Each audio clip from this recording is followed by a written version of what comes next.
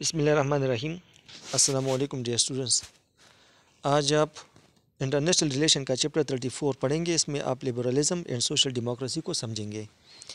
Liberalism مختلف historical اور present day ideologies کا مجموعہ ہے، تاریخی اور موجودہ نظریات کا مجموعہ ہے، اور ان کا ایک ہی کلیم ہے۔ ان تمام نظریات کا یعنی لبرلزم کا کیا کلیم ہے، کیا دعویٰ ہے؟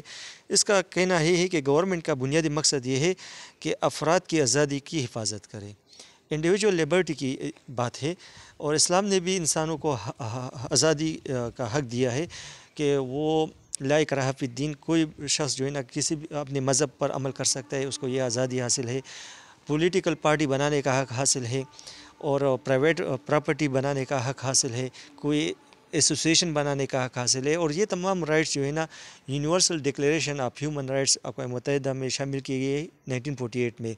اس طرح انگلش بل آف رائٹ کی بات کرے، امریکہ کی جو ریولوشن تھا، فرینچ ریولوشن، یہ اسی مقصد کے لیے تھا کہ افراد کو آزادی ملنی چاہیے، کچھ حقوق ملنے چاہیے۔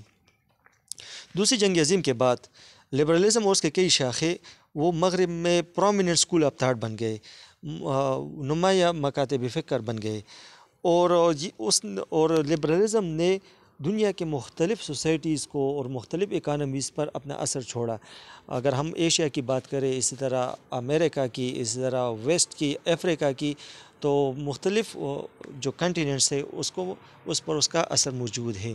اگر ہم سوسائٹی کی بات کریں تو امریکہ میں سلیوری کا خاتمہ ہوا، کیونکہ سلیو کو بنیادی حقوق حاصل نہیں تھے، اور وہاں پر جو ہے نا ایک سول وار بھی شروع ہوئی تھی اس مقصد کے لیے، کیونکہ ابراہم لنکن نے یہ کہا تھا کہ ہم سلیوری کا خاتمہ کریں گے، تو اسی وجہ سے وہاں پر سول رائٹس اس پر جو ہے نا وہ سول وار شروع ہوا تھا، پھر اس کا خاتمہ ہوا، غلامی کا خاتمہ بھی ہوا۔ تو مختلف سوسائٹیز، اگر ہم ساؤتھ افریقہ کی بات کریں، نیلسن منڈیلا، وہ تاریخ آپ کو یاد ہوگا، آپ نے پڑھا ہوگا۔ تو سوسائٹیز پر بھی اس کا اثر ہے اور اکانومیز پر بھی، کیونکہ گورنمنٹ کے ریگولیشن کم سے کم ہو گئے، پرائیویٹائزیشن کو پروموٹ کیا گیا، فری ٹریڈ کی بات ہو گئی، فری مارکیٹ کی بات ہو گئی، تو اس کے لیے مختلف جو تنظیمیں قائم کی گئی، ورلڈ ٹریڈ آرگنائزیشن، IMF اور ورلڈ بینک، یہ چیزیں اس کے لیے قائم کی گئی۔ لبرلزم کا کہنا یہ ہے کہ ایک فرد کو یہ حق حاصل ہے کہ وہ جو روایاتی نظریات ہے مذہبی معاملات میں یا سیاسی معاملات میں، اس سے اختلاف کا حق اس کو حاصل ہے۔ اگر ایک اسٹیبلش پولیٹیکل اتھارٹی ہے اور اس کا ایک نظریہ ہے، کسی ڈکٹیٹر کا یا کسی پولیٹیکل لیڈر کا، تو ایک بندے کو یہ حاصل ہے کہ وہ اس کے نظریات سے اختلاف کرے۔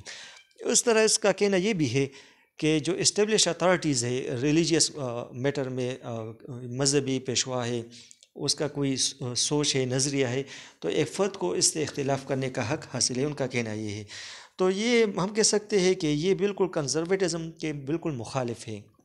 جب ایک بندہ کنزرویٹو ہوتا ہے نا، تو وہ سوسائٹی کے جو روایات ہے، اقدار ہے، اس پر امن وان عمل کرتا ہے، اور دوسری طرف لبرلز جو ہوتے ہیں وہ اپنا حق سمجھتے ہیں کہ کسی بھی اسٹیبلش اتھارٹیز کے نظریات سے اختلاف کرے۔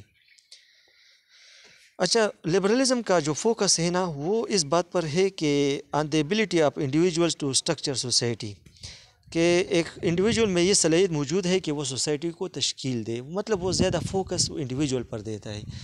اور دوسری طرف جو ٹوٹلیٹیرینزم ہے یا کلیکٹیوسٹ آئیڈیالوجیز ہے، جیسا کہ کمیونزم، تو وہ انڈیویجول کو قربانی کا بکرا بناتا ہے، یہ کمیونزم وغیرہ، اور زیادہ فوکس سوسائٹی پر ہوتا ہے۔ کہتا ہے کہ اس میں آپ دیکھتے کمیونزم جب روس میں شروع ہوا تو اس میں لوگوں کو اپنی جاگیروں سے، اپنی زمینوں سے، اپنی پرائیویٹ پراپرٹی سے محروم رکھا گیا، اور اس کو کلیکٹیو استعمال کے لیے اس کو یوز کیا جانے لگا۔ تو ظاہری بات ہے کہ یہاں پر انڈیویجولز کو قربانی کا بکرا بنایا گیا، اور لبرلزم میں سوسائٹی کو مطلب نظر انداز کیا جاتا ہے، جبکہ اسلام میں بیلنس اپروچ ہے، سوسائٹی اور انڈیویجول دونوں کو اہم مقام حاصل ہے۔ علامہ اقبال کے شاعری کو آپ دیکھ لیں تو وہ کہتے ہیں کہ افراد کے ہاتھوں میں ہے اقوام کی تقدیر، ہر فرد ہے ملت کے مقدر کا ستارہ۔ اس نے فرد کو بھی اہمیت دیا ہے، اور اس طرح قوم کو بھی اہمیت دیا ہے۔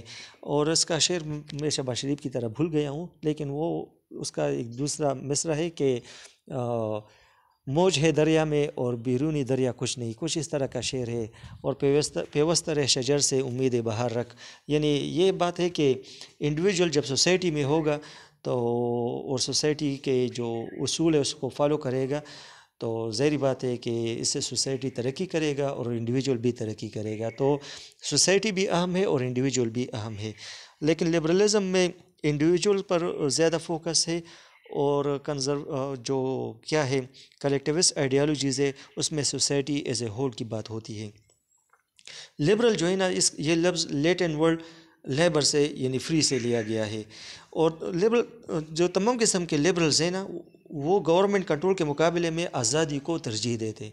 وہ کہتے ہیں کہ گورنمنٹ کا انٹرونشن اور ریگولیشن کم سے کم ہونا چاہیے اور لوگوں کو مختلف اسپیئرز آف لائف میں آزادی ملنی چاہیے، ان کا یہ کہنا ہے۔ اچھا، پھر بھی اگر ہم کچھ لبرل ڈیموکریسی میں دیکھ لیں تو گورنمنٹ ٹیکسز لگاتی ہے، تو کچھ لبرلز کا کہنا یہ ہے کہ گورنمنٹ کو ٹیکسز لگانے چاہیے، اور وہ اتفاق کرتے ہیں سوشل ڈیموکریسی کے کچھ میتھڈز اور مقاصد سے، کیونکہ سوشل ڈیموکریسی آپ آگے جا کر پڑھیں گے کہ وہ چاہتے ہیں کہ گورنمنٹ ٹیکسز لگائے امیروں پر، اور ان پیسوں سے جو ہے نا وہ غریب لوگوں کو ایجوکیشن پرووائڈ کرے اور اس طرح ویلفیئر پروگرام شروع کرے، ہیلتھ کیئر فیسلٹیز پرووائڈ کرے۔ تو اس طرح لبرلزم کے کچھ خامی کہتے ہیں کہ گورنمنٹ کو ٹیکسز لگانے چاہیے، کیونکہ گورنمنٹ کو چاہیے کہ ہیلتھ سروسز، بیسک ایجوکیشن اور دیگر ویلفیئر پروگرام بھی شروع کرے، تو اس کے لیے ٹیکسیشن ضروری ہے۔ اچھا، لبرلزم ایک براڈ ٹرم ہے، بہت بڑا ٹرم ہے، اور چونکہ یہ پریگمیٹک ہے، پریکٹیکل ہے اور دنیا کے مختلف علاقوں میں اس کو لاگو کیا گیا ہے، تو ظاہری بات ہے کہ مختلف علاقوں کے جو حالات ہیں وہ مختلف ہے، تو اسی وجہ سے لبرلزم کے کئی شاخیں ہیں اور ایک جگہ کے لبرلزم دوسری جگہ کے لبرلزم سے مختلف ہے۔ اور اس طرح ایک ہی ملک میں تاریخ کے دو حصوں میں لبرلزم ہے، اور پہلے والا لبرلزم دوسرے والے لبرلزم سے مختلف ہے، کیونکہ لبرلزم کا کوئی ہارڈ اینڈ فاسٹ رول موجود نہیں ہے کہ آپ کہہ سکیں کہ لبرلزم یہ ہے، یہ فکس رولز ہیں، اگر ان رولز کو کسی ملک میں اپلائی کیا جاتا ہے تو اس کا مطلب یہ ہے کہ وہاں پر لبرلزم ہے، اگر نہ ہو تو اس کا مطلب یہ ہے کہ یہاں پر لبرلزم نہیں ہے، تو اس کے لیے کوئی ہارڈ اینڈ فاسٹ رول موجود نہیں ہے۔ اور اس طرح میں نے کہا کہ اگر آپ ایک ہی ملک کو لے لیں اس میں لبرل ڈیموکریسی ہے تو آپ کو دو ایگزامپل ملیں گے۔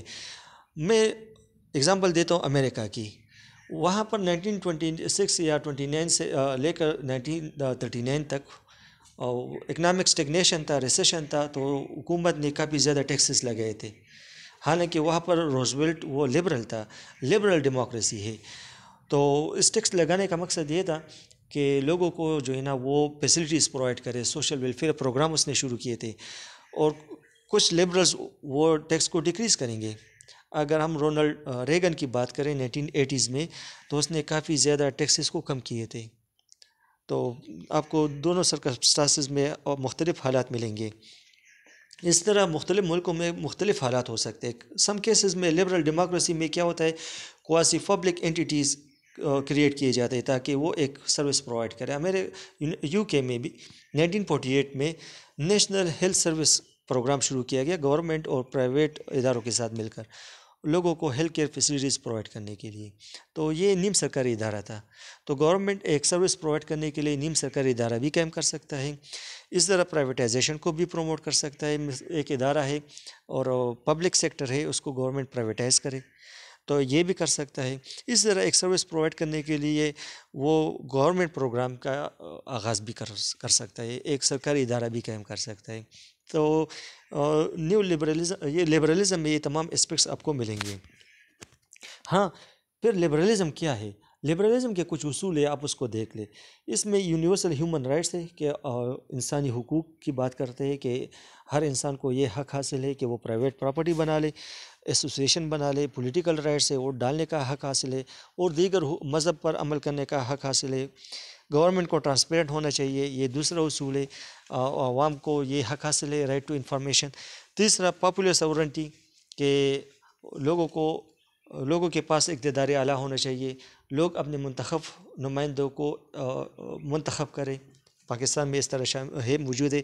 نیشنل سیلف ڈٹرمینیشن، جیسا کہ پاکستان انٹرنیشنل فورا پر بات کرتا ہے کہ کشمیریوں کو حق کی خود ارادیت ملنا چاہیے. رول آف لا کی بات کرتے ہیں کہ قانون کی حکمرانی ہو، کوئی بھی بندہ قانون سے بالا تر نہیں، اور قانون کے سامنے سب لوگ برابر ہیں. تو امیر و غریب دونوں برابر ہے قانون کے سامنے. فنڈامنٹل ایکوالٹی، بنیادی جو مساوات ہے اس کی بات ہے. یہ تمام لبرل پرنسپلز ہے. اور اس میں اگر ہم پرائیویٹ پراپرٹی کی بات کریں تو اس کا تصور شامل ہے کہ ایک بندہ پرائیویٹ پراپرٹی بنا سکتا ہے، جاگیر بنا سکتا ہے، کوئی مطلب یہ ہے کہ وہ پرائیویٹ پراپرٹی کا اونر ہو سکتا ہے. اسی طرح اسٹیٹ کو اکنامک پروسیس میں مداخلت کم سے کم کرنا چاہیے، نان انٹرفیرنس کرنا چاہیے، نان انٹرونشن کی پالیسی گورنمنٹ کو امپلیمنٹ کرنا چاہیے. ہاں، although there is a wide gap between statement and reality. حقیقت یہ ہے کہ اسٹیٹمنٹ اور ریالٹی میں کافی زیادہ فرق ہے. کیا ہے، امریکہ لبرلزم کا جو ہے نا وہ علمبردار ہے، اور اس کے لیے ورلڈ بینک اس نے بنایا، اور اسی طرح IMF بنایا، اور فری ٹریڈ کی بات کی، پرائیویٹائزیشن کی، ڈی ریگولیشن کی، فری مارکیٹ کی. لیکن دوسری طرف جب ان کو اندازہ ہوا کہ چائنا کا رائز ہوا اور اس کا ٹریڈ کافی زیادہ ہے، کافی چیزیں ایکسپورٹ کرتا ہے امریکہ کو، تو یہاں پر انہوں نے ٹیرف لگایا. ابھی آپ ریسنٹلی دیکھا ہوگا کہ ٹرمپ نے 10% ٹیرف لگائے اور ٹریڈ وار شروع کیا. تو یہ ایک قسم کی جو ہے نا ہپوکریسی ہے، منافقت ہے. خود جو ہے نا لبرلزم کی بات کرتے ہیں، فری ٹریڈ کی بات کرتے ہیں، اور دوسری طرف جو ہے نا خود ٹریڈ ریسٹرکشن لگاتے ہیں. تو یہ اپنے اصولوں سے وہ انحراف کرتے ہیں. تو یہ سب کچھ منافقت ہے، اپنے مفاد کے لیے انہوں نے یہ سب کچھ کہا ہے. نیو لبرلزم کی اگر ہم بات کریں، نیو لبرلزم یہ اکنامک آئیڈیالوجی ہے، اور یہ پولیٹیکل آئیڈیالوجی ہم نہیں کہہ سکتے اس کو، زیادہ اقتصادی نظریہ ہے. آگے جا کر آپ کو سمجھ آئے گی اس بات کی. 1970s میں گورنمنٹ ایکشن سے جو ہے نا وہ the swing away from government action in 1970. Government کا مداخلت اکنامک اسپیئر میں کم سے کم ہوتا گیا. ڈی ریگولیشن کی بات تھی، پرائیویٹائزیشن کی. تو یہاں پر ایک اور ٹرم انٹروڈیوس ہوا جس کو نیو لبرلزم کہا جاتا ہے. اس کا مطلب یہ ہے کہ گورنمنٹ کو چاہیے کہ وہ ٹریڈ بیریئرز کو کم سے کم کرنا چاہیے، ٹیرف اور نان ٹیرف بیریئر، اور اس کے ساتھ انٹرنل مارکیٹ ریسٹرکشنز کو کم کرنا چاہیے. اور یہ کن مقاصد کے لیے انہوں نے کہا تھا کہ ہم فری مارکیٹ کی طرف جائیں، اور اسی طرح سرمایہ دارانہ نظام کو پروموٹ کریں. اس مقصد کے لیے نیو لبرلزم گورنمنٹ انوالومنٹ کو ایکسیپٹ کرتی ہے، کچھ نہ کچھ انوالومنٹ. یعنی وہ چاہتی ہے کہ اسٹیٹ بینک ہو جیسا کہ پاکستان میں، کیونکہ وہ مانیٹری پالیسی بناتا ہے. اور اسی طرح نیشنل ڈیفنس کی وہ بات کرتے ہیں کہ ایک ملک کو یہ حق حاصل ہے کہ وہ اپنا دفاع کرے. لیکن نیو لبرلزم کا کہنا یہ ہے کہ گورنمنٹ ریگولیشن کم سے کم ہونا چاہیے. نیو لبرلزم کو بعض اوقات ہم تیچرزم کے ساتھ جو ہے نا اوورلیپ کرتے ہیں. مارگریٹ تیچر یہ بھی نیو لبرل تھا، اور اس نے پرائیویٹائزیشن کو پروموٹ کیا، فری مارکیٹ کی بات کی، اس نے ریگولیشن کو کم سے کم کیا، گورنمنٹ ریگولیشن کو اکنامک اسپیئر میں. تو زیادہ جو نمایاں اکانومسٹ ہے اور ادارے ہیں جیسا کہ world bank, IMF، world trade organization, یہ نیو لبرل فلاسفی سے متاثر ہے. وہ تو کہتے ہیں کہ متاثر، میں تو کہتا ہوں کہ یہ پروموٹ کرتے ہیں. کیونکہ IMF کے پاس اگر آپ جائیں گے لون لینے کے لیے تو سب سے پہلے وہ اسٹرکچر ایڈجسٹمنٹ پروگرام کے تحت آپ کو مجبور کریں گے کہ آپ پرائیویٹائزیشن کو پروموٹ کریں، آپ فری ٹریڈ کو انشور کریں، آپ ریگولیشن کو کم سے کم کریں، آپ گورنمنٹ اسپینڈنگ کو کم کریں. تو یہ ایک ٹول ہے نیو لبرلزم کو پروموٹ کرنے کے لیے. یہ صرف انفلوئنس نہیں ہے بلکہ نیو لبرل پالیسیز کو پروموٹ کر رہے ہیں پوری دنیا میں. تو پتہ نہیں، وہ انہوں نے کہا کہ نیو لبرل فلاسفی سے وہ انفلوئنس سے، میں تو کہتا ہوں کہ اس کا وہ علمبردار ہے. اکنامک ایجنڈا بعض اوقات پولیٹیکل ایجنڈا کے ساتھ کمبائن نہیں ہے.